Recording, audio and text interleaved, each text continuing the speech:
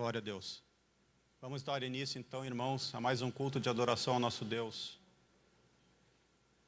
Senhor, nosso Deus e Pai, nessa noite aqui estamos para te louvar, para te adorar, para bendizer o teu nome, para receber o alimento espiritual para as nossas almas, Senhor.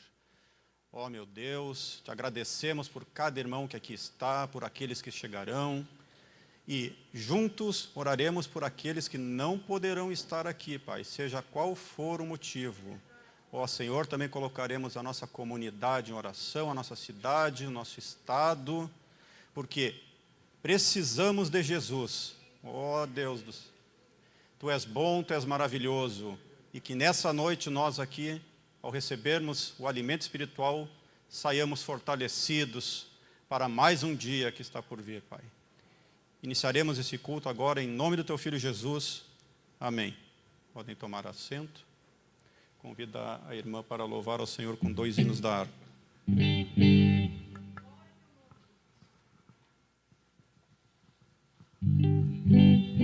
Paz e graça, meus irmãos. Uma boa noite. Agradecendo a Deus porque estamos na sua casa para louvar o nome do Senhor Jesus. O Senhor nos trouxe em segurança, trouxe você, sua família, e aos irmãos que estão em casa, que por algum motivo não puderam estar aqui, louve ao Senhor, louve ao Senhor. Bendiga o nome do Senhor Jesus, que te conduz em segurança, que tem guardado a sua família. Aleluia, nosso Deus é bom. Vamos cantar o número 422.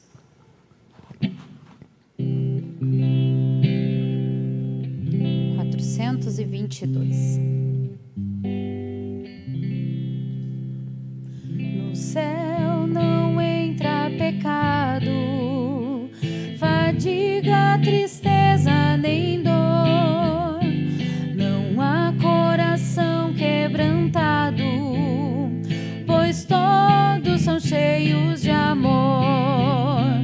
As nuvens da vida terrestre não podem a glória ofuscar do reino de gozo celeste que Deus quis para mim preparar. Irei eu para a linda cidade, Jesus me dará um lugar com os crentes de todas as idades. A Deus hei de sempre louvar, do céu tenho muitas saudades das glórias que lá hei de ver. Oh, que gozo vou ter quando eu vir meu Senhor rodeado de grande esplendor. Aleluia. Pagar não é necessário a casa que lá hei de ter, e meu eternal vestuário no céu nunca vai se romper. Jamais viverei em pobreza, aflito no meu santo lar. Ali há bastante riqueza, da qual poderei desfrutar. Irei eu pra linda cidade, Jesus me dará um lugar com os crentes de todas as idades. A Deus hei de sempre louvar, do céu tenho muitas saudades das glórias que lá hei de ver. Oh, que gozo vou ter quando eu vi meu Senhor rodeado de grande esplendor. No céu o luto é banido,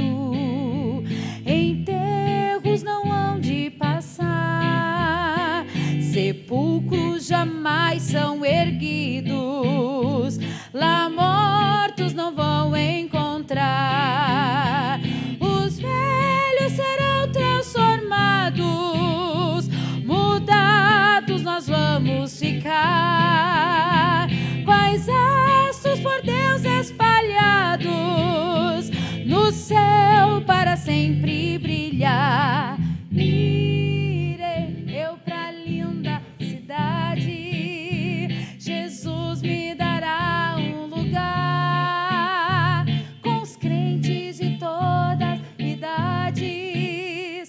A Deus hei de sempre louvar. Do céu tenho muitas, aleluia, das glórias que lá hei de ver.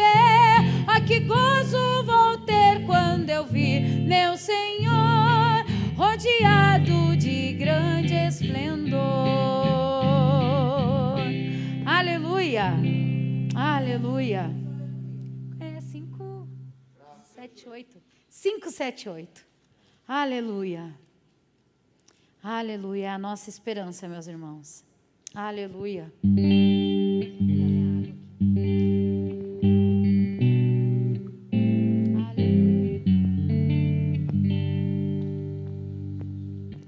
Graças a Deus. 5, 7, 8.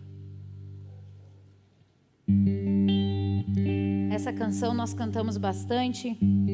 Ela diz: sossegai, né? A gente está nessa situação e ele diz, a canção diz isso: o mestre, o mar se revolta, a situação é difícil, as ondas nos dão pavor.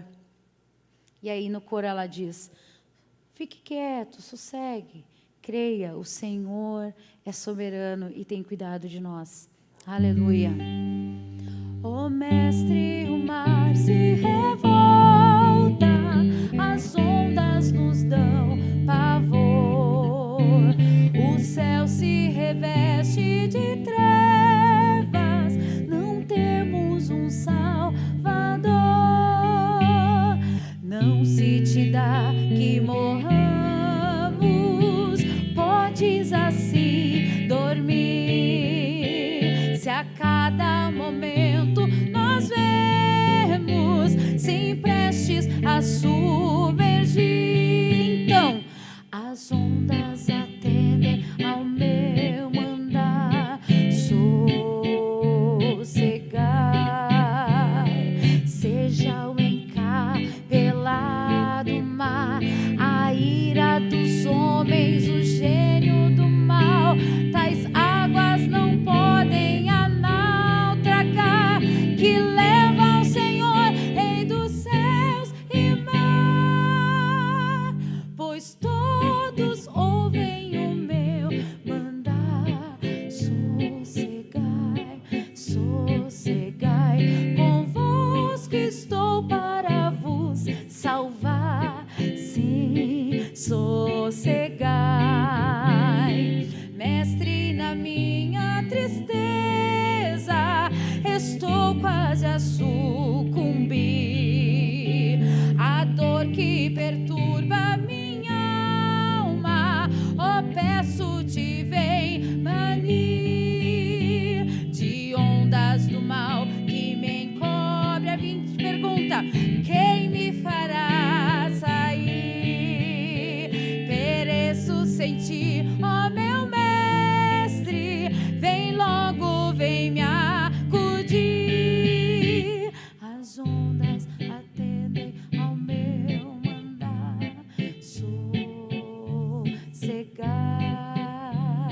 seja o encapelado do mar, a ira dos homens, o gênio do mal, tais águas não podem naufragar, que levam o Senhor, Rei dos céus e mar, pois todos ouvem o meu mandar.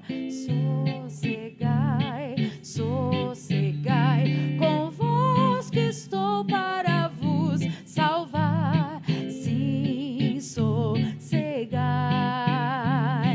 mestre, chegou a bonança, em paz eis o céu e o mar, o meu coração goza calma, que não poderá findar. Fica comigo, ó meu mestre, dono da terra e céu,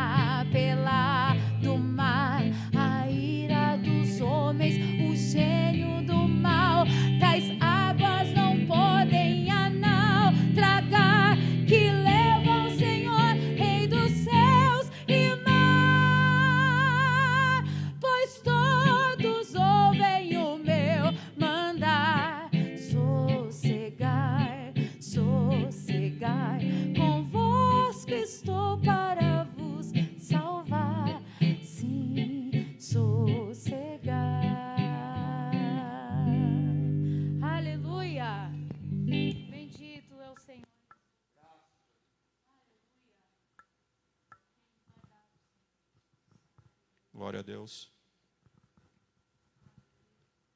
Continuação, nós vamos fazer uma leitura introdutória no livro de 1 João, capítulo 4, versículo 7. 1 João, capítulo 4, versículo 7. Os irmãos encontraram? Diz assim a palavra do Senhor: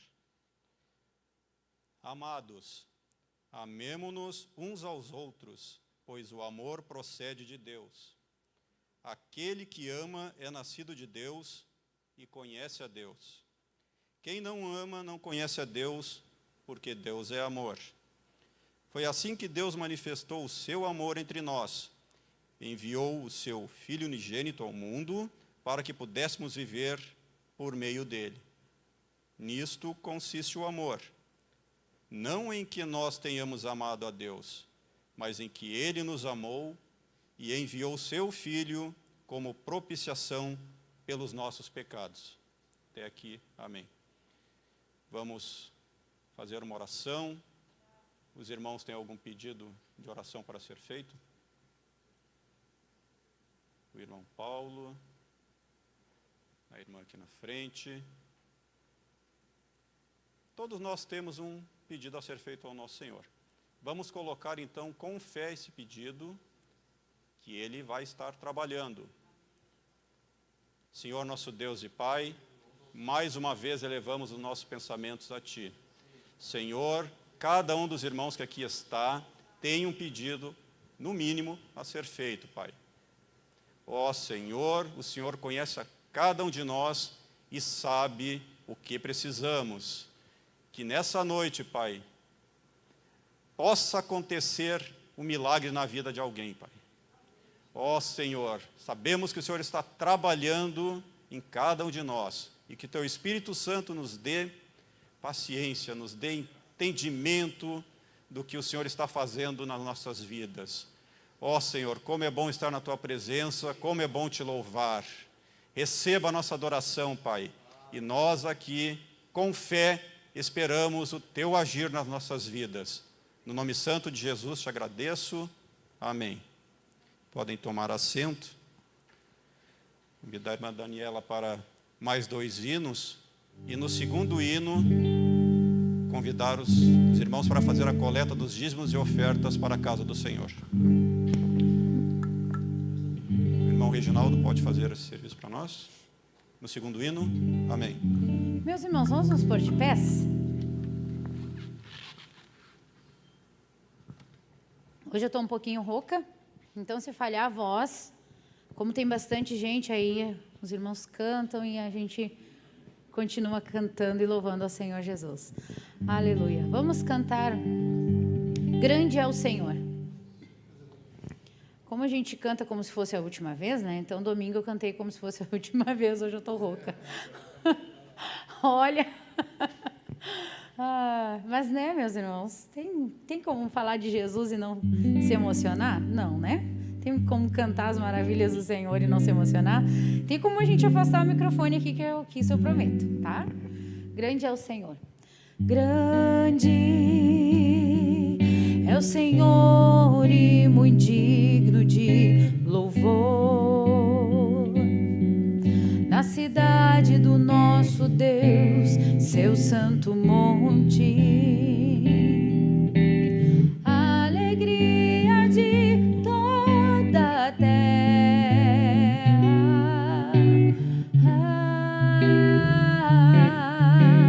Grande é o Senhor em quem nós temos a vitória e que nos ajuda contra o inimigo. Por isso diante dele nos prostramos.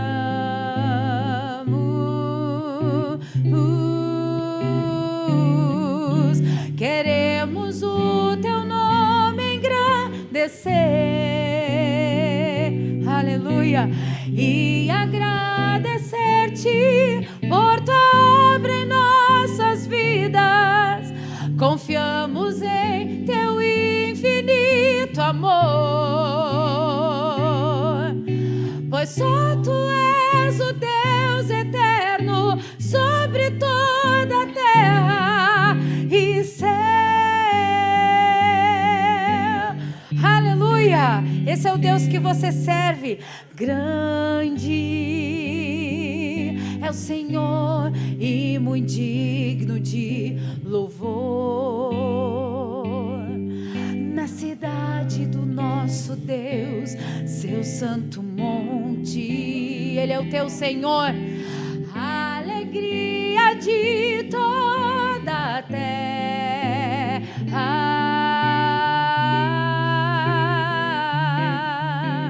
Grande é o Senhor em quem nós temos a vitória e que nos ajuda contra o inimigo. Aleluia! Por isso diante dele nos prostramos.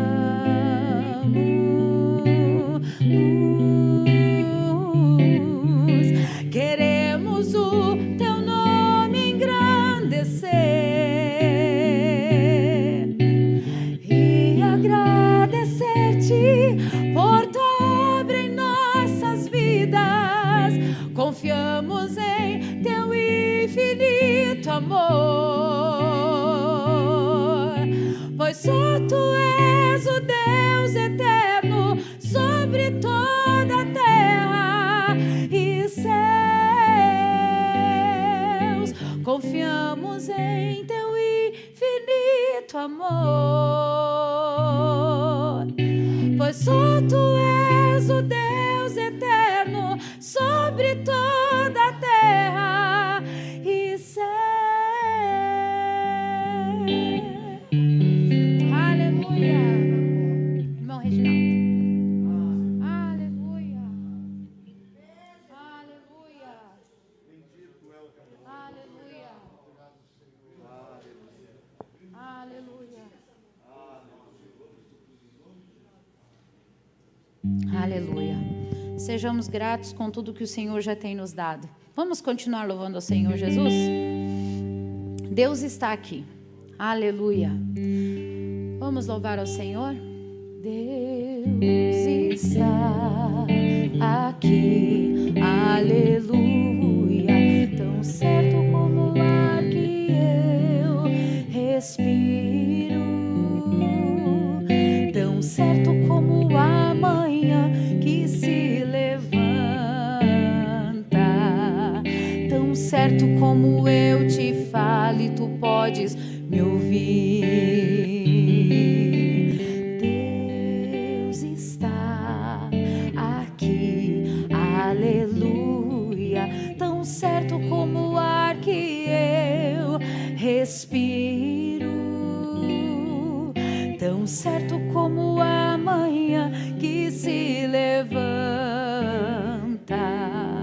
tão certo como eu te falo e tu podes me ouvir. Você está na presença desse grande Deus, meus irmãos, a qual nós vamos ser alimentados, aleluia, servidos, aleluia, com sua palavra, a palavra que vem e nos transforma. O Senhor poderoso Deus está aqui. Aleluia, aleluia. Deus está aqui. Aleluia. Tão certo como o ar que eu respiro. Aleluia. Tão certo como a manhã que se levanta. Tão certo como eu te falo, tu podes me ouvir. Eu te louvarei, eu te louvarei, Senhor, de todo o meu coração. Eu te louvarei, Senhor, de todo coração. Na presença dos deuses, na presença dos deuses, a ti cantarei louvores.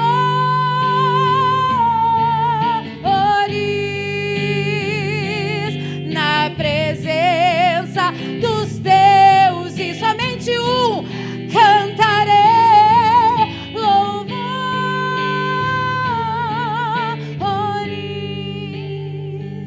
Sabendo disso, meus irmãos, que na presença dos deuses desse século, aleluia, eu digo que somente um Deus, aleluia, somente a Ele, aleluia, eu endereço todo louvor, aleluia, o Deus soberano. Então eu digo, eu te louvarei, Senhor, de todo o meu coração, aleluia, com todas as minhas forças e meu fôlego, eu digo que eu louvo, Senhor. Cante assim: eu te louvarei, Senhor, de todo o meu coração. Eu te louvarei, Senhor, de todo o meu coração. Na presença dos deuses, a ti cantarei louvores.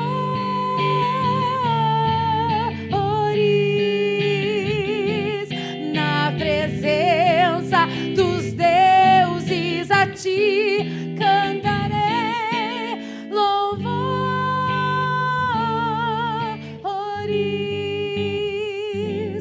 Na presença dos deuses, a ti cantarei louvores.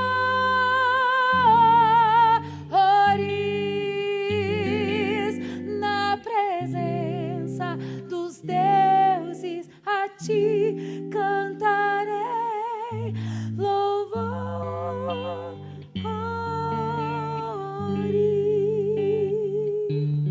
Aleluia.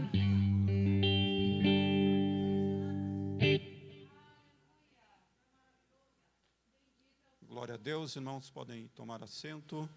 Passo a direção do culto para o pastor Jorge Vargas, nosso pastor distrital.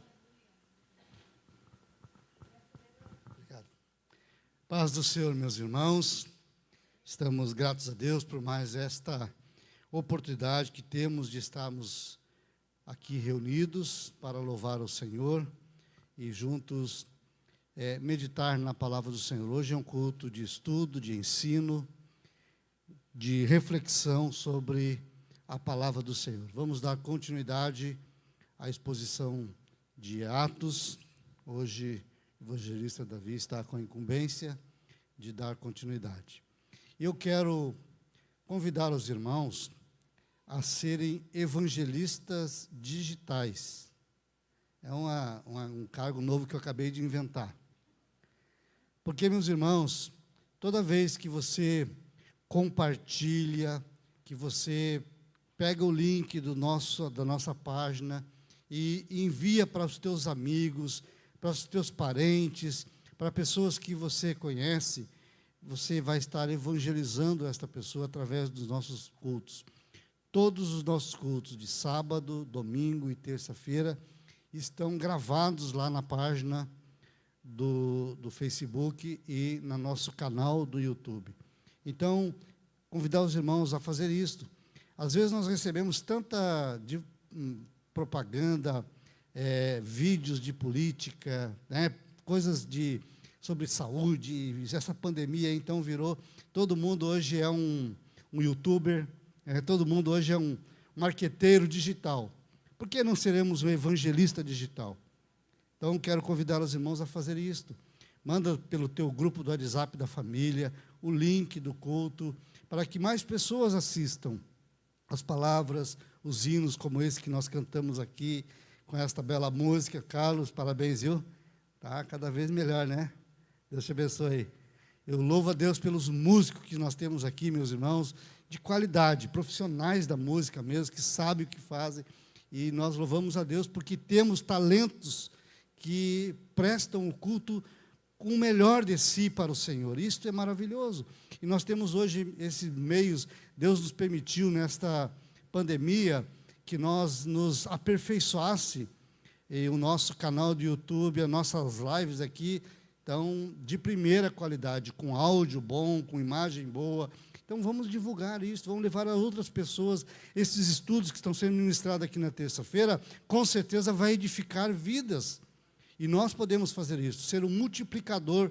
Então, quero convidar os irmãos que estão aí nos assistindo, que não estão aqui hoje, que estão em casa e que estão nos assistindo, que você pegue este hábito durante a semana, você envie para os teus contatos, perca ali, não é perder, é ganhar alguns minutos do teu dia e pega aquele link e envia para todos os teus amigos do Facebook, todos os teus amigos lá do WhatsApp, da família, e você vai ver quantas pessoas serão alcançadas, abençoadas, edificadas, e a palavra do Senhor estará sendo semeada através desta ferramenta que nós devemos usar. Amém? Combinado, então? Vamos ser evangelistas digitais. Acabei de inventar esse cargo. Meus irmãos, próximo domingo, nós temos 2 eventos importantes. Primeiro, a eleição. Quero convidar os irmãos também que vamos orar, pedir que o Senhor nos dê sabedoria para eleger os nossos vereadores e prefeito, que o Senhor nos direcione, todo mundo cumprindo com o seu dever, e nós daremos o retorno à escola bíblica dominical. Nós estamos com as revistas do 2º trimestre. Como nós não ministramos essas lições aqui, e as revistas já tinham sido compradas, então nós vamos ministrar até dezembro as lições desse 2º trimestre. Hoje, atual, eles estão estudando já o último trimestre, que é sobre Jó. Mas nós temos aqui as revistas A Igreja Eleita, redimida pelo sangue de Cristo e selada com o Espírito Santo da promessa. Os assuntos ministrados nessa revista são aqueles que nós estudamos alguns meses atrás na carta de Efésios. Os irmãos estão lembrados que nós fizemos aqui uma exposição de Efésios, e esta revista está abordando este tema. Então, nós vamos, no próximo domingo, dar início à escola bíblica dominical, para adultos, crianças, adolescentes e jovens. Amém? Então, aqueles irmãos que vão votar antes da escola bíblica, agora, este ano, a partir de 7 horas, né? A preferência dos idosos das 7 até as 10 horas, e os irmãos vêm para a escola bíblica, depois da escola vai fazer o seu voto. Amém? Muito bem. Dia 21, nós teremos, então, o culto dos jovens, a despedida do nosso irmão Renato, que por motivo de transferência está indo embora, o nosso líder de jovens, dia 21. E a menina, a Sara Martins, que estaria pregando no dia 21, ela, por motivo da sua agenda, ela pediu para mudarmos. Então, ela virá no dia 28, tá? Então, no último sábado. Então, nesse sábado, será o culto de despedir do irmão Renato. Nós vamos aqui agradecer a Deus pela vida dele. Tá bem? Então, esses são os nossos anúncios. Amanhã à tarde, o culto das nossas irmãs, da UFADPA, às 15 horas, o culto das irmãs do Círculo de Oração estarão se reunindo, então, neste culto. E os demais são os nossos cultos. Sábado, lembrando sempre, meus, que os nossos horários de culto estão estabelecidas e fixas. O horário não vai mudar.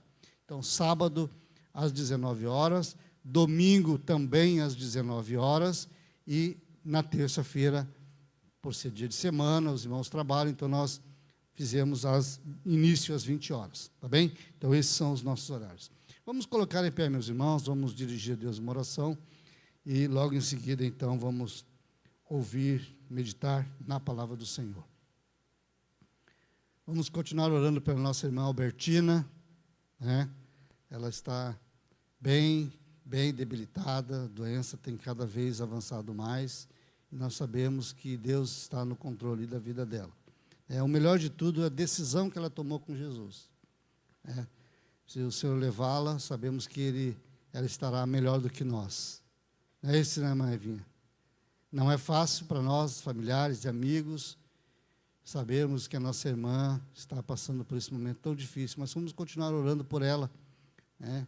Os demais irmãos que estão enfermos, enfim, vamos orar uns pelos outros, vamos estar sempre orando, meus irmãos. A oração é que é o nosso suporte, a oração é que é a nossa, que nos fortalece. Precisamos estar em constante oração.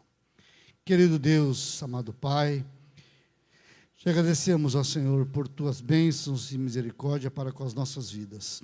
Te agradecemos, ó Senhor, por este momento que tu nos concede estarmos aqui reunidos como igreja para te adorar e glorificar o teu nome e prestar um culto de adoração a ti.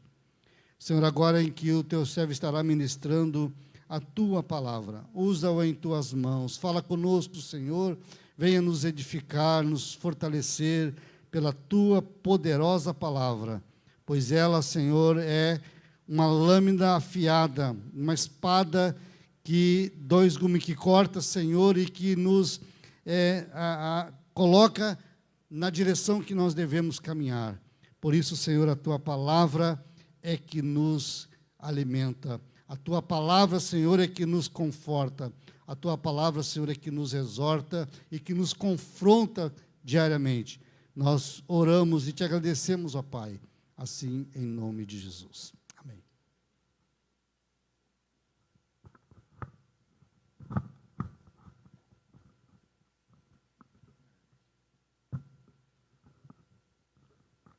Saúde a igreja com a graça e a paz de Jesus. Amém? Vamos abrir a Bíblia, meus irmãos. No livro dos Atos dos Apóstolos, capítulo de número 1.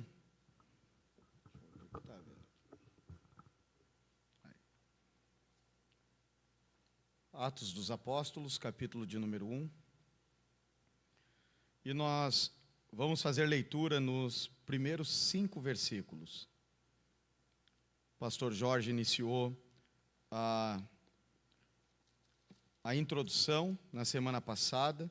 Nós vamos iniciar a exposição propriamente do livro hoje à noite. Os primeiros 5 versículos, Atos, capítulo de número 1. Diz a Sagrada Escritura: escrevi o primeiro tratado, o primeiro livro, ó Teófilo, relatando todas as coisas que Jesus começou a fazer e a ensinar, até o dia em que foi elevado às alturas, depois de haver dado mandamento por meio do Espírito Santo aos apóstolos que tinha escolhido. Depois de ter padecido, Jesus se apresentou vivo a seus apóstolos com muitas provas incontestáveis, aparecendo-lhes durante 40 dias e falando das coisas relacionadas com o reino de Deus. E comendo com eles, deu-lhes esta ordem: não se afastem de Jerusalém, mas esperem a promessa, a qual vocês ouviram de mim. Porque João, na verdade, batizou com água, mas vocês serão batizados com o Espírito Santo dentro de poucos dias. Amém. Tome assento, meus irmãos. A exposição propriamente do livro dos Atos dos Apóstolos, nesses primeiros 5 versículos hoje à noite, meus irmãos, eu, com a graça de Deus, quero refletir com os irmãos acerca da Igreja de Cristo, o início, o começo da Igreja de Jesus, conforme a intenção do autor desse livro, Lucas. E acerca de autoria, nada disso mais há necessidade que se fale. O pastor Jorge já ministrou acerca disso na semana passada.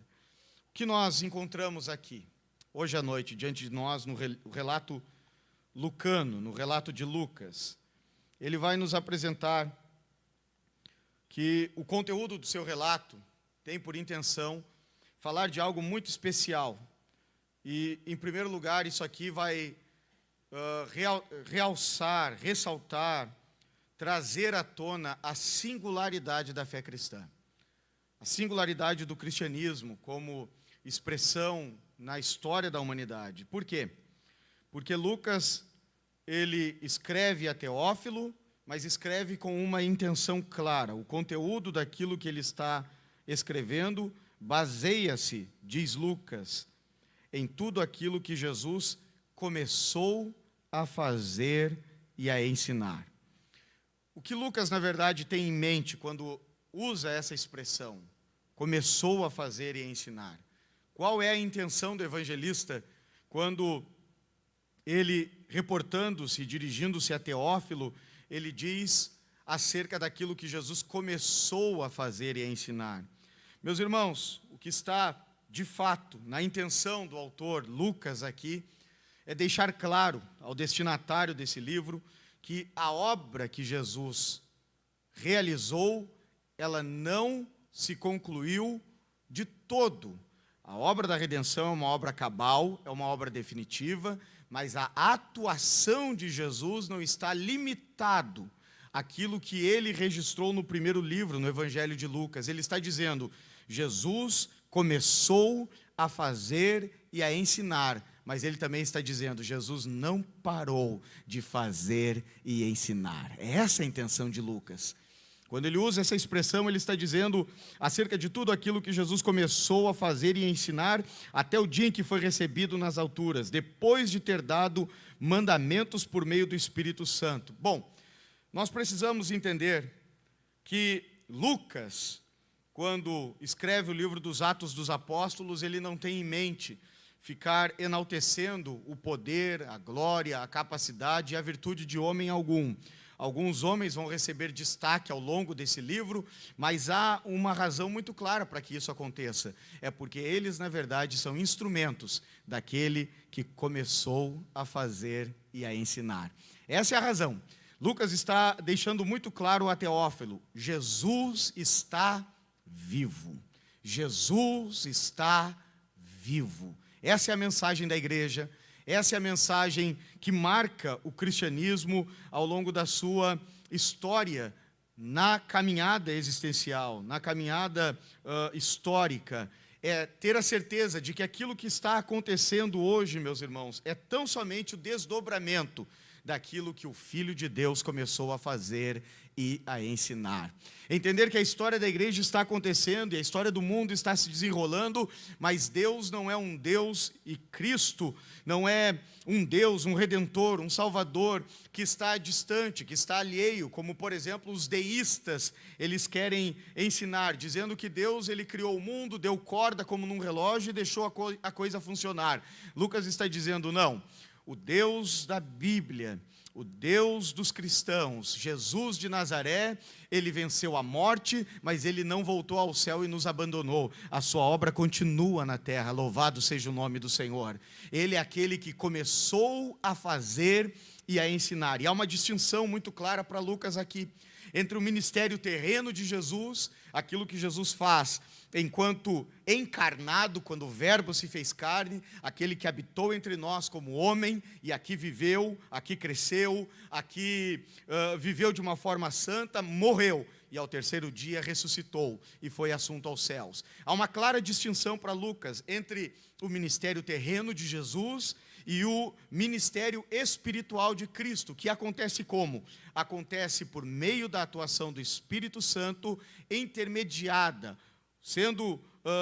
tendo como instrumentos dessa obra os seus apóstolos. Hoje à noite, meus irmãos, à medida que o tempo nos permite, eu quero refletir com os irmãos acerca da importância do ministério apostólico, porque é isso que Lucas está fazendo introdutoriamente aqui no seu livro. Ele está nos apresentando a Cristo vivo, ressurreto, poderoso, atuante no mundo. Não é um conceito, não é um filósofo que deixou ensinos, que deixou discípulos apenas com ensinos. Não, é um Deus vivo, poderoso, venceu a morte e continua atuando. Louvado seja o seu nome. É isso que Lucas está dizendo.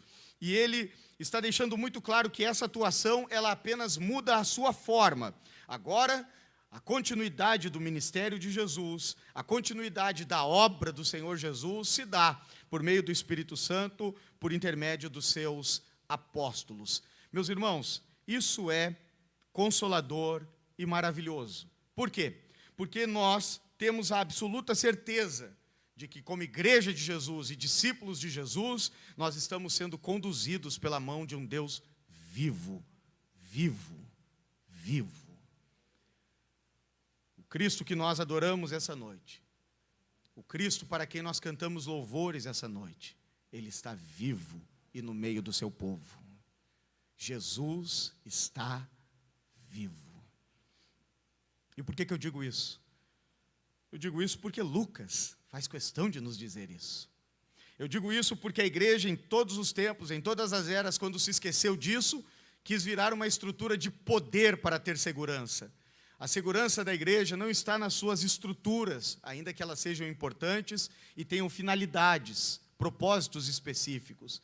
A paz da igreja não está no espaço social, político e econômico que ela conquista.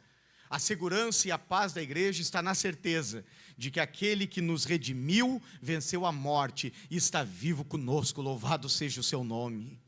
Ainda por esses dias, alguém em tom de lamento, me disse: olha quem está assumindo a presidência dos Estados Unidos. E eu disse a esse irmão, sim, e qual é o grande apocalipse que está acontecendo? Não é? Todas as tendências políticas apresentarão aí suas dificuldades, suas virtudes, seus defeitos. Eu disse: fique tranquilo, meu irmão. O Deus da Bíblia é um Deus que está no trono e não perde o controle de nada. Quando Uzias morreu, 52 anos de um reinado próspero, quando Uzias morreu sem deixar um sucessor à sua altura, depois de 52 anos de um reinado próspero, Isaías se preocupa, o reino entra em colapso, e aí então Isaías tem uma visão. E ele diz no seu livro: no ano em que morreu o rei Uzias, eu vi o Senhor. E como é que ele viu o Senhor? Preocupado, andando de um lado para o outro, com as mãos na cabeça e se perguntando: e agora? Quem eu vou usar? Quem eu vou colocar no lugar de Uzias? Não, ele disse: eu vi o Senhor assentado em um alto e sublime trono. Louvado seja o nome do Senhor. Ou seja, as coisas aqui embaixo estão em desordem, nós perdemos a rédea da história das mãos, mas Deus, o nosso Deus, aquele que nós adoramos, continua tendo o controle de todas as coisas. Louvado seja o seu nome para sempre. Então essa é uma das razões, meus irmãos, que faz com que nós cristãos, nos encontrando com esse livro, sejamos desafiados a derramar o nosso coração em ações de graça e ser fortalecidos em consolação diante do Senhor, sabendo que aquele que é o Senhor, o cabeça da igreja, está vivo e conduzindo o seu povo e a sua igreja. Lucas, ele está dizendo: Cristo continua atuando no mundo, Cristo continua atuando na história, Cristo continua agindo na história dos homens, Cristo venceu a morte e continua poderoso, encontrando a humanidade para a glória do seu nome. É isso que Lucas está dizendo na introdução desse livro. Agora ele vai nos apresentar, meus irmãos, o ministério apostólico. Introdutoriamente é isso que ele faz aqui. Ele nos apresenta os estágios do apostolado. O que é o ministério apostólico? O ministério apostólico é o colegiado daqueles que Jesus escolheu e nomeou como seus apóstolos. A palavra apóstolo do grego significa enviado. Aqueles que Jesus escolheu, nomeou para enviar ao mundo. E o que nós temos aqui nos versículos seguintes? 4 estágios do apostolado. 4 estágios do apostolado. O primeiro deles, Lucas está dizendo que Jesus escolheu, deu mandamento pelo Espírito Santo aos seus apóstolos que escolheu. Meus irmãos, em primeiro lugar, Jesus escolheu 12 apóstolos. E essa é uma marca, é um termo distintivo no Novo Testamento para falar do apostolado. Os apóstolos são escolhidos por Deus, chamados por Deus, selecionados por Cristo. Essa é o termo distintivo de um apóstolo, é alguém que foi escolhido para este ministério.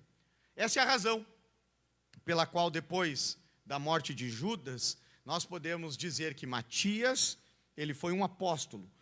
O capítulo de número 1, aqui do livro de Atos, o versículo de número 24, vai nos dizer o seguinte, meus irmãos, esperando que vocês estejam aí com a Bíblia aberta, versículo de número 24, ele diz: orando disseram, tu, Senhor, que conheces o coração de todos, revela-nos qual dos dois escolheste. Portanto, Matias é aquele que vai ser escolhido no lugar de Judas. Razão pela qual também nós entendemos e reconhecemos, porque Lucas tem essa clara intenção de falar sobre o ministério apostólico de Paulo. Paulo é alguém que enquadra-se nesse primeiro estágio do apostolado. Ele é chamado como um escolhido. Capítulo de número 9, meus irmãos, do livro dos Atos, o versículo de número 15. Vejamos juntos, Atos, capítulo de número 9, e o versículo de número 15. Vejamos esse texto, que precioso é.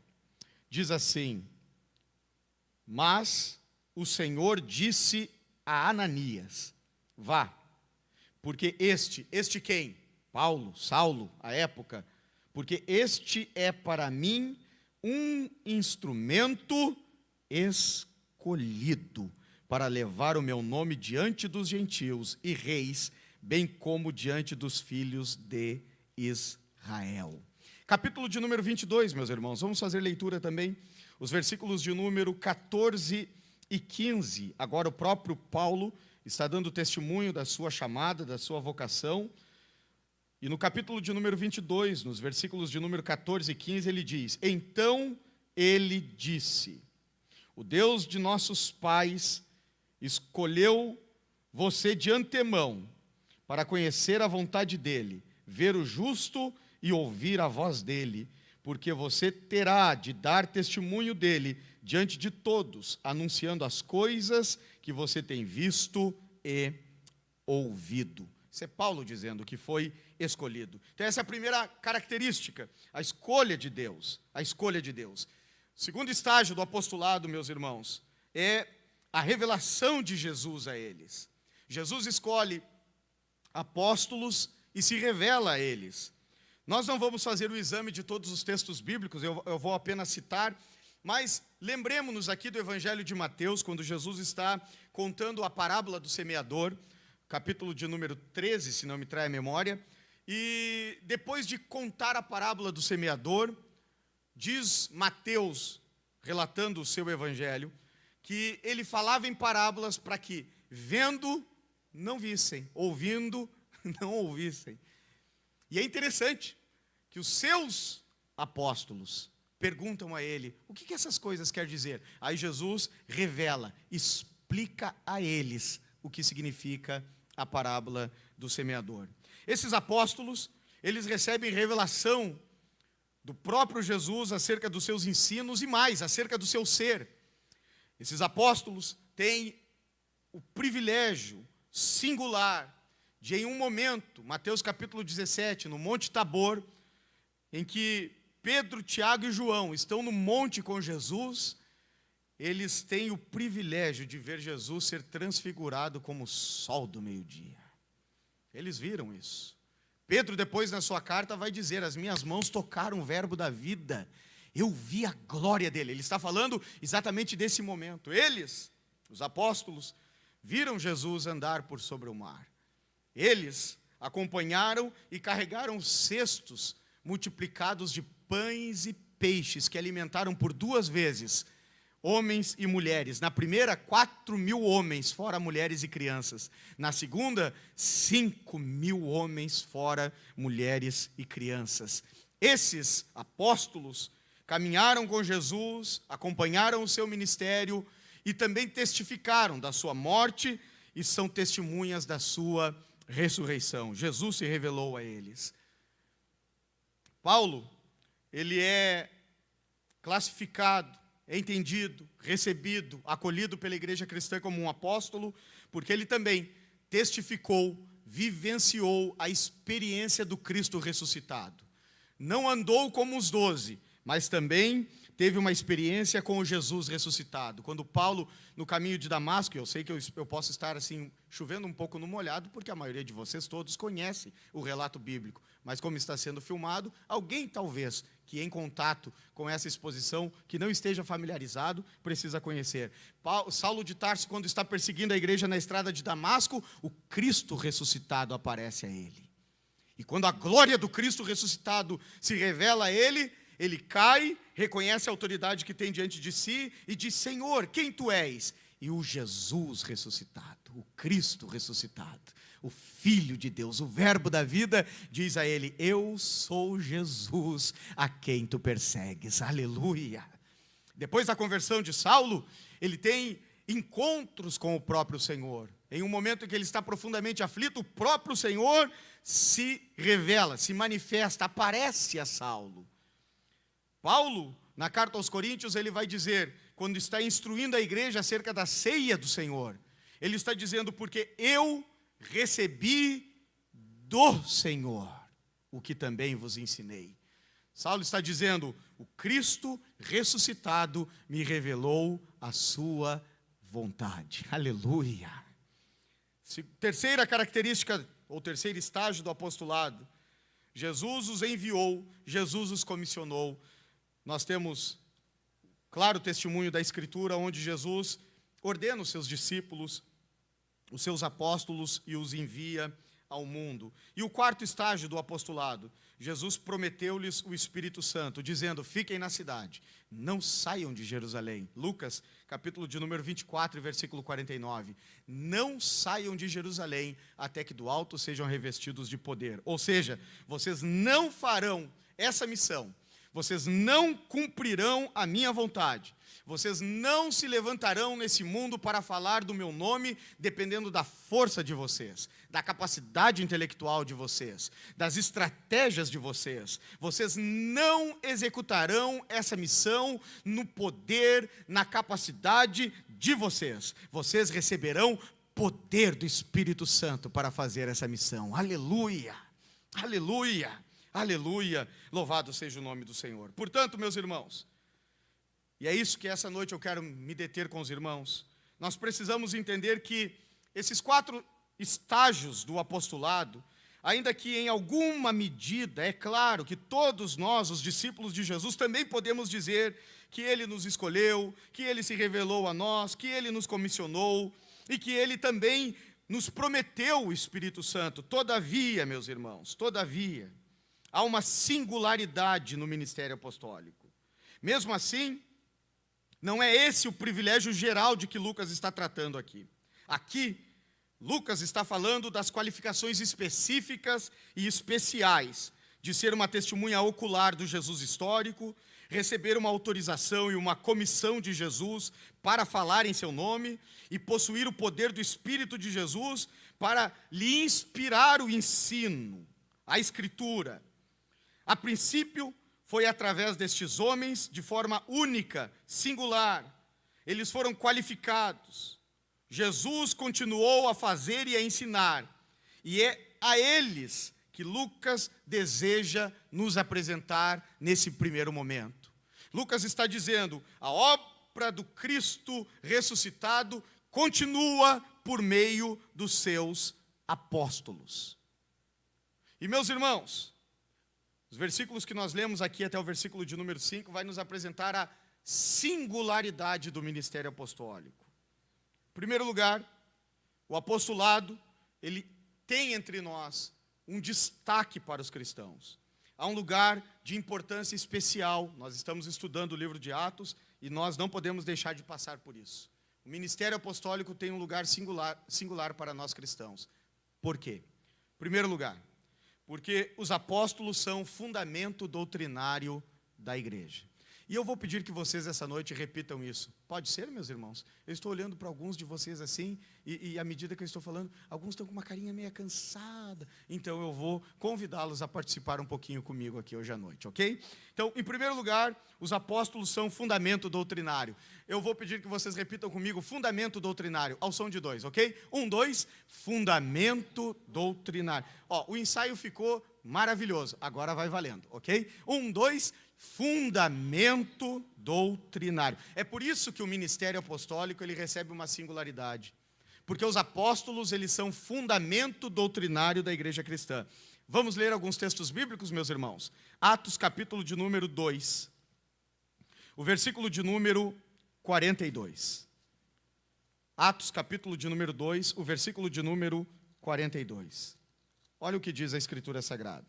Lucas está relatando a vida da igreja e dizendo: e perseveravam na doutrina dos apóstolos, e na comunhão, no partir do pão e nas orações. Vamos repetir juntos a primeira expressão: e perseveravam na doutrina dos apóstolos. Mais uma vez, ao som de 2. 1, 2. E perseveravam na doutrina dos apóstolos. Meus irmãos, o apostolado ele é fundamento doutrinário da igreja. A estes homens o Senhor Jesus chamou-lhes, revelou-lhes os segredos do reino de Deus, e eles estabelecem um fundamento, uma base, um conteúdo basilar da fé cristã. Vamos ver o que Paulo fala na carta aos Efésios, capítulo de número 2 e o versículo de número 20. Carta do apóstolo Paulo à igreja de Éfeso, capítulo de número 2 e o versículo de número 20. Diz a Sagrada Escritura, Paulo está dizendo: edificados sobre o fundamento dos apóstolos e profetas, sendo ele mesmo, Cristo Jesus, a pedra angular. Eu quero convidar vocês a nós repetirmos essa expressão juntos aqui, o início do versículo 20, edificados sobre o fundamento dos apóstolos. Vamos tentar juntos, ao som de 2? 1, 2, edificados sobre o fundamento dos apóstolos. Meus irmãos, há uma clara intenção de Jesus de fazer dos seus apóstolos base, fundamento doutrinário da igreja cristã. Base doutrinária. Caminhe comigo um pouquinho mais nessa carta de Paulo aos Efésios, no capítulo 3, e olha a beleza do que ele vai escrever dos versículos de número 4 e 5. Paulo escrevendo aos Efésios, no capítulo de número 3, versículos 4 e 5, ele diz: ao lerem o que escrevi, poderão entender a minha compreensão do mistério de Cristo, o qual em outras gerações não foi dado a conhecer aos filhos dos homens, como agora foi revelado aos seus santos apóstolos e profetas pelo Espírito. Aleluia! Paulo está dizendo que a compreensão clara do Evangelho foi revelada por Deus, por meio do Espírito Santo, aos seus apóstolos e profetas. Louvado seja o nome do Senhor. Olha como João, o apóstolo João, no seu livro do Apocalipse, que não é um livro fácil, mas ele vai apresentar os apóstolos como fundamento. Olha que coisa linda na linguagem profética. Apocalipse, esse livro é difícil a beça de achar. É o último livro da Bíblia. Se começar de trás para frente, vai achar ligeirinho. Capítulo de número 21. Capítulo de número 21. E o versículo de número 14. Olha o que diz a Escritura Sagrada. Diz João, relatando sobre a cidade, a Nova Jerusalém, ele vai dizer: a muralha da cidade tinha 12 fundamentos. Vamos repetir essa expressão, tinha 12 fundamentos, ao som de 2? 1, 2, tinha 12 fundamentos. Olha que coisa linda.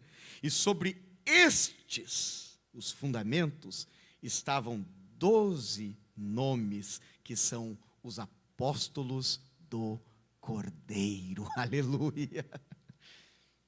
Meus irmãos, o ministério apostólico, o ensino dos apóstolos, ele é basilar como conteúdo doutrinário para nós cristãos. Nos é caro, nos é precioso, nos é singular. A exposição que nós tivemos aqui de Judas, batalhar pela fé, é batalhar pelo conteúdo que nos foi revelado, o conteúdo que nos foi confiado por meio dos seus apóstolos.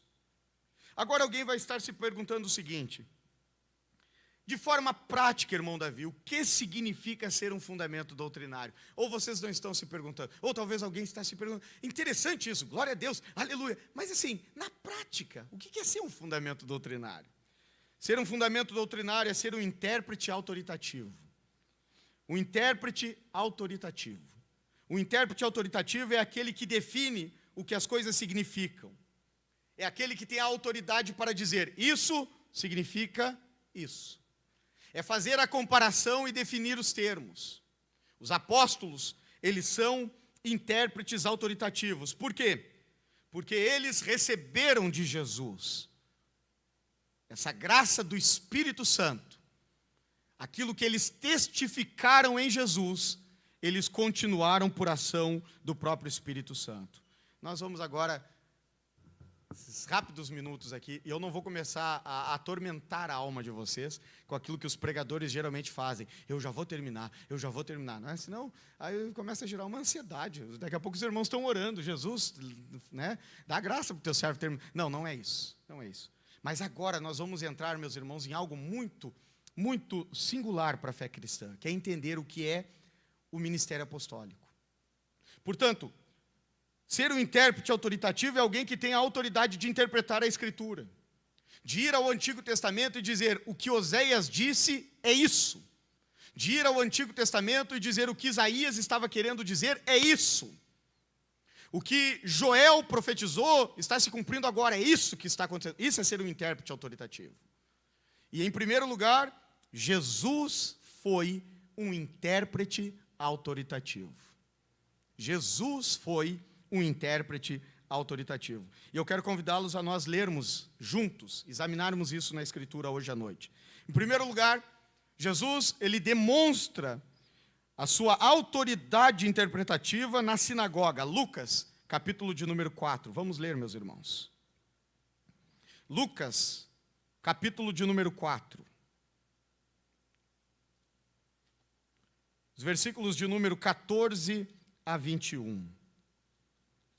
Lucas, capítulo 4, os versículos de número 14 a 21. Quem achou diz amém.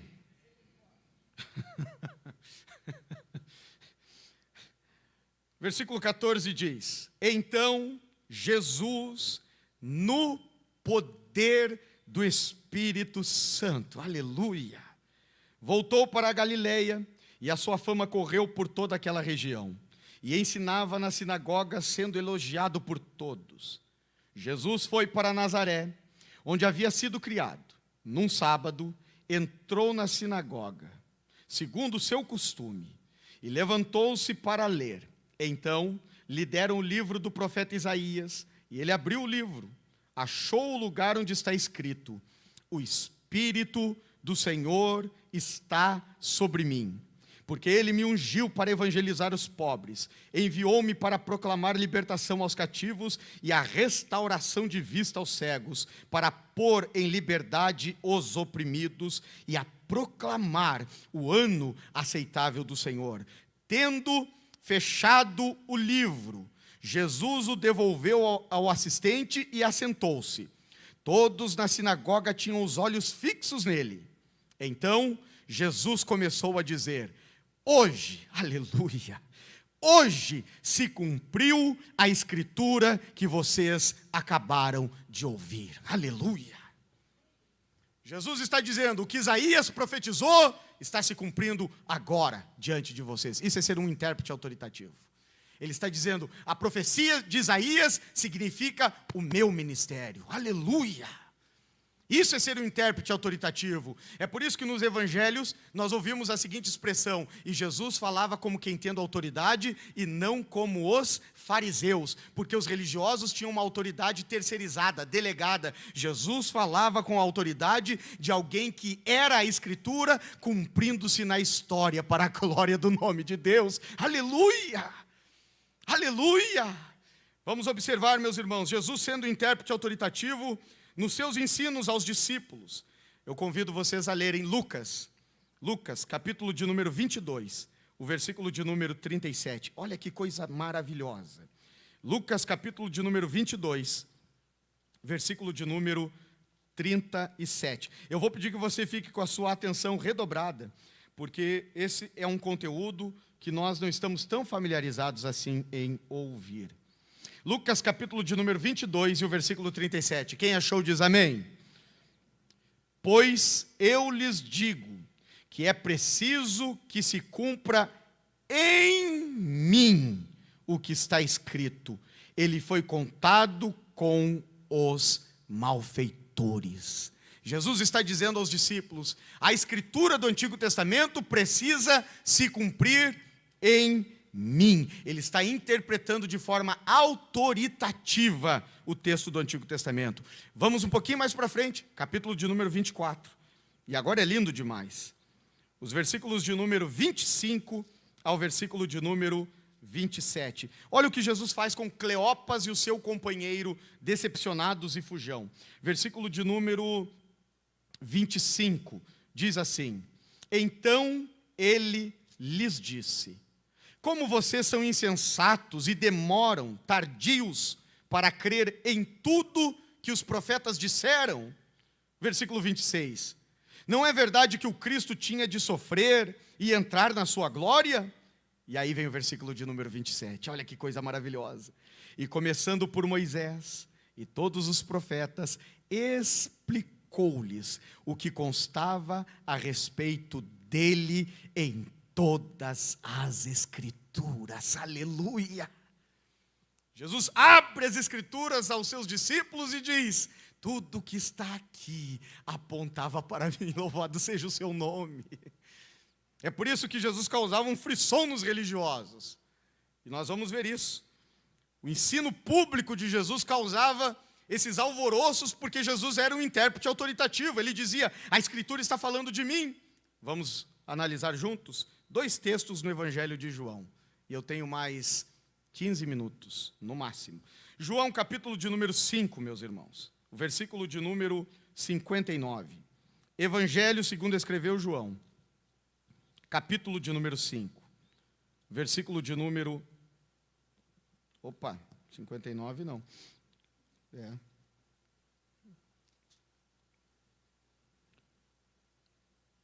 39, perdão.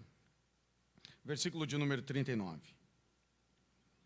Jesus vai dizer assim, a versão que eu estou usando aqui é a NAA, a Nova Almeida Atualizada, que é a mesma versão que o pastor Jorge também está utilizando. Diz assim, versículo de número 39, vocês examinam as Escrituras, porque julgam ter nelas a vida eterna. E aí Jesus vai dizer, e essas Escrituras que vocês examinam, porque vocês querem ter a vida eterna nessas Escrituras, elas são quem testificam ao meu respeito.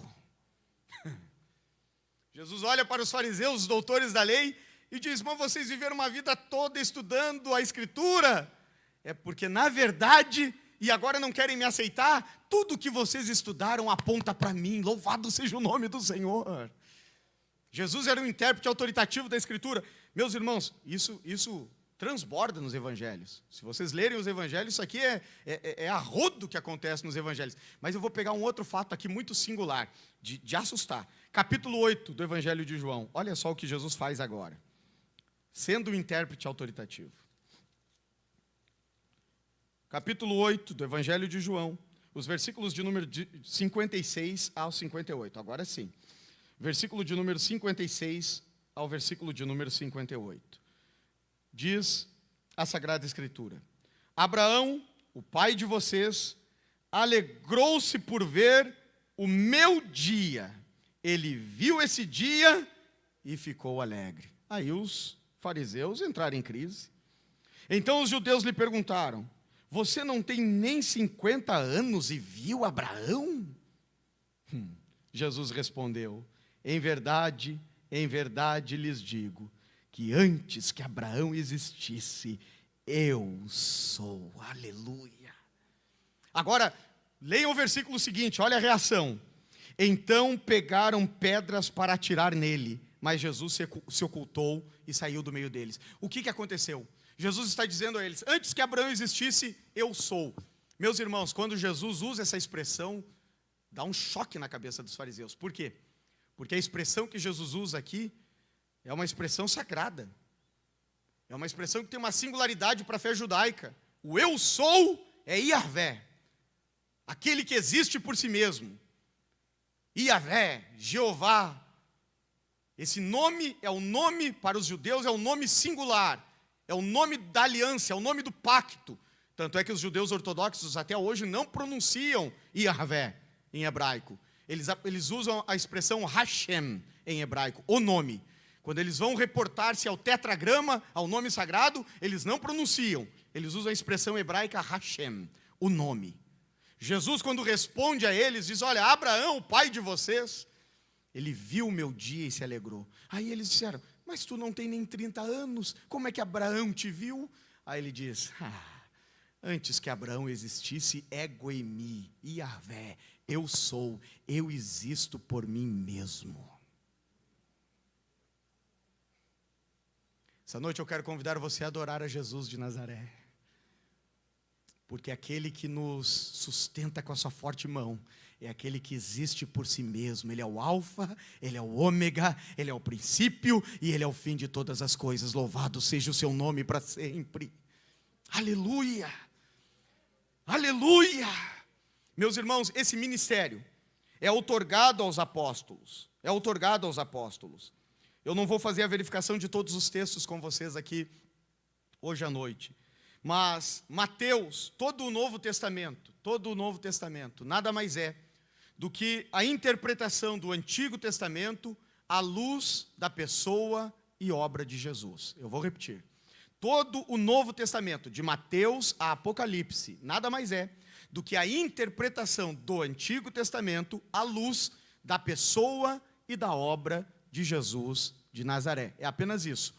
Recomendo aos irmãos que queiram aprofundar a sua pesquisa sobre isso, adquirindo um livro do Dr. D.A. Carson, O Uso do Antigo Testamento no Novo Testamento. É um trabalho colossal, onde ele vai mostrando desde Mateus a Apocalipse que todo o Novo Testamento está baseado no Antigo Testamento. São interpretações do Antigo Testamento. São interpretações dos textos do Antigo Testamento aplicados à revelação da pessoa e da obra de Jesus de Nazaré. Eu vou dar apenas um exemplo aqui aos irmãos desse ministério apostólico. Os apóstolos como intérpretes autoritativos. Mateus, quando está escrevendo o seu evangelho, no capítulo de número 4, os versículos de número 12 a 17, ele vai dizer: para que se cumprisse a escritura acerca dele. Mateus está escrevendo o seu evangelho e está dizendo: o ministério de Jesus cumpre a antiga aliança. Marcos fez a mesma coisa. Capítulo de número 14 e o versículo de número 49, Marcos usa a mesma expressão: para que se cumprisse a escritura acerca dele que diz, e aí cita a profecia do Antigo Testamento. João, no seu evangelho, faz a mesma coisa, e esse eu quero ler com vocês, porque eu sei que já está aberto aí. Vamos ler, capítulo de número 12, do evangelho de João. Olha o que faz João, e essa aqui é para deixar estarrecido, isso aqui é para deixar boquiaberto, estupefato, assustado, admirado. Olha só, João, capítulo 12, meus irmãos, os versículos de número 38 ao 44. 38 ao 44. Diz assim a Escritura Sagrada: para se cumprir a palavra do profeta Isaías que diz. Aqui João é um intérprete autoritativo. Ele está interpretando a profecia com autoridade, dizendo: Isaías disse isso.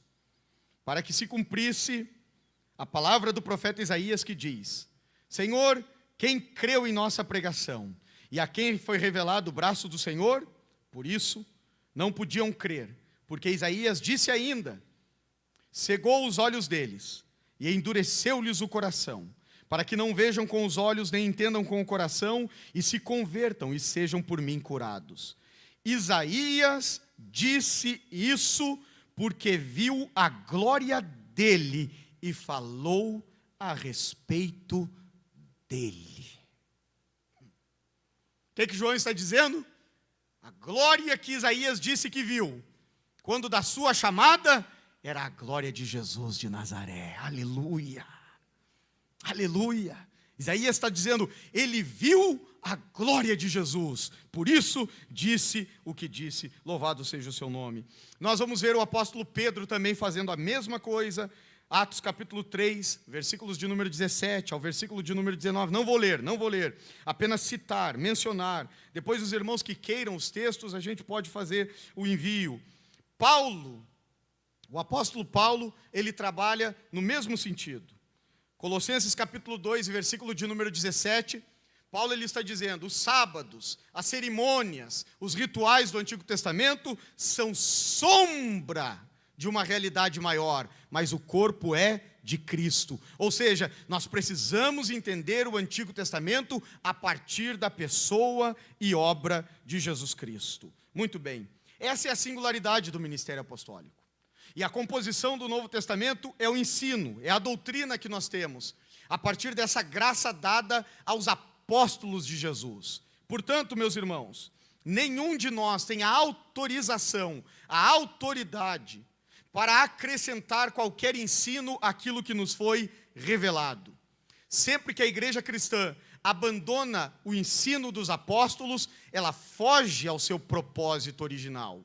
Sempre que a igreja cristã, ela abandona o norte doutrinário revelado pelo Espírito Santo aos apóstolos, ela se perde na história. Os grandes problemas que nós temos encontrado, detectado, e que podemos fazer a verificação histórica em que o cristianismo sofreu ao longo da sua história, muitos reveses, é porque abandonou o ensino claro dos apóstolos de Jesus, conforme revelados no Novo Testamento. Portanto, a igreja cristã, ela é guiada pelo ensino, pela doutrina dos apóstolos. Qualquer pessoa que venha em nome de Deus, com uma autoridade espiritual, com um ensino que não se encontre na boca de Jesus, na boca dos apóstolos, pode rechaçar, pode abandonar, pode botar de lado, porque a revelação da palavra nos é dada por Jesus e por meio dos seus apóstolos. Eu pensei que houvesse um rotundo amém. Vocês não me entenderam ainda. Eu vou dizer, vou tentar ser mais claro. A igreja cristã definitivamente não aceita a autoridade doutrinária de nenhum ensino que não esteja harmonizado com a doutrina revelada pelo Espírito Santo aos apóstolos de Jesus. Qualquer pessoa que tenha um sonho, que tenha uma interpretação, que vá à Bíblia Sagrada, vendo uma coisa que Jesus não viu, que Paulo não viu, que Pedro não viu, que João não viu, não é doutrina cristã, não é ensino de Deus, não provém do Espírito Santo. O Espírito Santo revelou a palavra aos santos apóstolos, louvado seja o nome do Senhor. Portanto, o Espírito Santo não nos colidirá com a verdade do Evangelho. O Espírito Santo, como disse Jesus, nos conduzirá por toda a verdade. Nos conduzirá à verdade. É por isso, meus irmãos, entendam. Eu agora sim, já estou concluindo. São apenas 5 minutos. É por isso que pregar o Evangelho não é apenas um ato inspiracional. Não dá para pegar um texto aqui, ler ele, achar bonito, me emocionar e vir aqui dizer o que eu acho para vocês. Eu preciso entender o que o Espírito Santo quis dizer por meio dos apóstolos. As aplicações têm que obedecer à revelação da palavra. Essa história de que, Deus me revelou algo, Deus me mostrou algo. Mostrou aonde? Mostrou para os apóstolos? Tem base na Escritura? Passa pelo filtro da Bíblia? Não, não passa, é algo que Deus me deu. Então cuidado, não é de Deus. O Espírito Santo não vai colidir com a Escritura. O Espírito Santo não vai nos colocar em contradição com a palavra que Ele inspirou e que Ele revelou. O Espírito Santo não vai se contradizer. A igreja de Jesus, ela anda guiada pelo Espírito à luz da palavra de Deus. Louvado seja o nome do Senhor. Lâmpada para os meus pés, diz o salmista, é a tua palavra e luz para o meu caminho. O que tem de gente decepcionado nas igrejas, Brasil afora, mundo afora, porque creram em promessas que Deus nunca fez, seguiram profetas que Deus nunca enviou, ouviram ensinos que não têm base na Escritura, seguiram gente que ensinava as imaginações do seu coração. A palavra de Deus, a igreja cristã, ela está baseada na doutrina dos apóstolos, louvado seja o nome do Senhor. Portanto, meus irmãos, se nós não encontrarmos eco na voz, na doutrina apostólica, pode pôr de lado, sem receio nenhum. Não fique encantado com um pregador que fala assim forte, bonito, rápido, e manda olhar para o lado, levantar a mão, bater com o pé no chão. E tem gente, meus irmãos, hoje, Brasil afora, que é fácil demais de ser enganado. Porque tem muita gente que não está preocupado com aquilo que ouve, ele quer sentir alguma coisa. Tem muitos lugares que você não precisa ser um pregador do evangelho. Basta entregar algumas revelações que as pessoas se emocionam. Olha para alguém, e aí fixa o olhar, e aí diz, é ela, Senhor. Aí a desavisadinha ali começa a chorar. Aí na volta dela tem um bando de gente que começa a chorar, não sabe nem por quê. Aí ele fala uma meia dúzia de coisas em nome de Deus e todo mundo se emociona. Aí no final, pergunta-se, o que se pregou? Ah, não sei o que pregou, mas estava uma bênção, estava uma glória, aleluia. Eu não estou dizendo com isso, meus irmãos, que nós não cremos na atuação dos dons. É claro que cremos. E assim como a mim, a muitos de nós aqui, o Espírito Santo tem distribuído dons espirituais. Agora, os dons espirituais, eles não colidem com a palavra de Deus. Nenhuma profecia, nenhuma palavra de conhecimento, nenhuma direção específica do Espírito Santo vai entrar em choque com a Escritura Sagrada. Jamais. E para encerrar essa noite, meus irmãos, eu quero ler a experiência do nosso pioneiro, Gunnar Vingre, falando a respeito dos dons e a interpretação da Escritura. Gunnar Vingre, no livro O Diário do Pioneiro, no ano de 1920, eu vou ler esse relato e agora vou concluir e nós vamos orar. Diz o pioneiro do movimento pentecostal no Brasil, ano 1920. No dia seguinte, continuaram a jornada até a cidade de Criciúma. Todos aqui são da Lituânia, diz o missionário. De noite, foi realizado um culto, mas como era no idioma lituano, eu não compreendi nada. Primeiro cantaram um hino, depois todos tiraram os sapatos e se deitaram no chão, formando um círculo. Depois que todos haviam orado, começaram a pular e a dançar durante mais ou menos meia hora. Depois, se puseram de joelhos outra vez e oraram. E eu os exortei a que deixassem essas coisas de dançar, pois isso não está escrito no Novo Testamento. E era uma bobagem que eles deviam abandonar. No dia seguinte, ocorreu as mesmas coisas. Diziam que eram dirigidos pelo Espírito Santo. E um deles era considerado profeta. Então, eu falei seriamente com eles e disse, agora ouçam, com muita atenção. Não é por meio de profecia, de interpretação e de línguas que devemos ser dirigidos. Isso nos foi dado para a nossa edificação. Mas a direção verdadeira é a instrução, e a instrução necessária vem da Bíblia, que é a palavra de Deus, clara e infalível. Se algum pentecostal se diz pentecostal para ter revelações extra-bíblicas, não entende nada do que é o pentecostalismo. O pioneiro do pentecostalismo está dizendo, isso é 1920, hein, pastor? Essas coisas são antigas, hein? Ele está dizendo, parem com essas bobagens. Os dons espirituais, eles atuam na circunstancialidade. As profecias atuam na circunstancialidade da vida. É para uma direção muito específica em relação a algum desdobramento da vida. Não é para revelar doutrina. Não é para revelar ensino. Não é para revelar nenhuma verdade doutrinária. A verdade doutrinária está revelada na palavra de Deus. É por isso que nós não temos mediadores inspirados. Ellen Goldwhite, Joseph Smith, nós não temos. O nosso guia único e infalível é a palavra de Deus, revelada pelo Espírito Santo aos seus santos apóstolos e profetas. Vamos colocar de pé no nome do Senhor Jesus, meus irmãos. Se a base doutrinária da igreja, o Espírito Santo nos guiará por toda a verdade, então o Espírito Santo te guiará a Bíblia Sagrada. Ah, irmão Davi, estou cheio do Espírito Santo, mas não gosto muito desse negócio de Bíblia. Essa coisa de estudar a Bíblia assim, não desce muito. Reveja isso que você chama de ser cheio do Espírito Santo, porque gente cheia do Espírito Santo também é cheia de fome e sede da palavra de Deus. Aleluia! Se o Espírito nos enche, Ele nos conduzirá à sua palavra. Vamos orar ao Senhor essa noite. Bondoso Deus e Pai, te bendizemos o nome por tua bondade e graça. Te exaltamos pelo teu amor. A igreja é o teu projeto nesse mundo.